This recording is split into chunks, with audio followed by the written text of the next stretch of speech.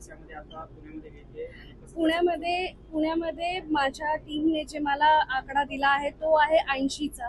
तर आज आपण 80 कंटेस्टंट्स इथे पाहणार आहोत आणि मी खूप एक्साइटेड आहे. मी जाऊन आता त्यांची ऑडिशन्स पाहणार आहे आणि मी त्यांना सर्वांना खूप शुभेच्छा देते आणि त्यांचा हा प्रवास खूप मोठा आणि ते ह्या मंचाचा त्यांना पुरेपूर वापर करता यावा हीच माझी इच्छा आहे. याचा फिनाले कधी असणार आहे आणि पुण्यातून कशी किती निवडून मिळते? येस, ह्याचा फिनाले असणार आहे जून मध्ये. तारखा डिसाईड नाही आहेत आणि तसे डिसाईड झाले आम्ही जरूर नक्की तुम्हाला कळू. कसले राऊंडचे ग्रँड फिनालेचे राऊंड जून मध्ये असणार आहे. तर 3 दिवसाचा असा एक कार्यक्रम असतो तो आपण करणार आहोत जून मध्ये. 6 शहरांमध्ये हा कार्यक्रम होणार आहे.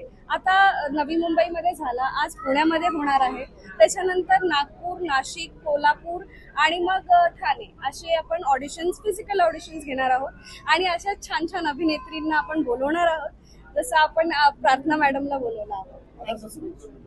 हा सर, याचा ग्रँड फिनाले जो आहे तो मुंबईमध्ये पार पडणार आहे. 6 ठिकाणचे ऑडिशन झाल्यानंतर आपण एक असा रंगमंच घेऊन आलो आहोत की वेगवेगळ्या व्यक्तींना याच्यामध्ये सहभागी होऊन एक असा महाराष्ट्राची सुंदरी आपल्याला निवडायची आहे की जी महाराष्ट्रामधून येईल आणि महाराष्ट्राच्या कमीत कमी मोठ्या 6 मेजर शहरांमधून आपण निवडून फिनालेसाठी आपण कंटेस्टंट निवडत आहोत की ज्याच्यातून महाराष्ट्राची सुंदरी निवडली जाईल. म्हणून miss and Mrs Maharashtra 2026 he Smriti enterprises आणि द ज्वेल वन पेजंट घेऊन आलेली आहे सर्वांसाठी.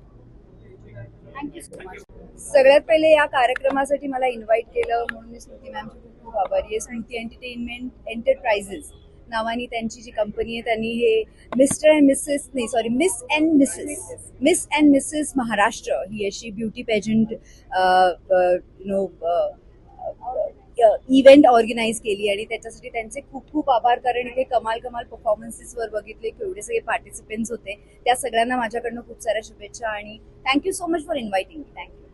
आणि थँक्यू प्रार्थना मॅम, तुम्ही आलात, आमच्या मंचाची शोभा आणि स्मृती एंटरप्राइजेसची शोभा वाढवली. Thank you so much. वेळात वेळ काढून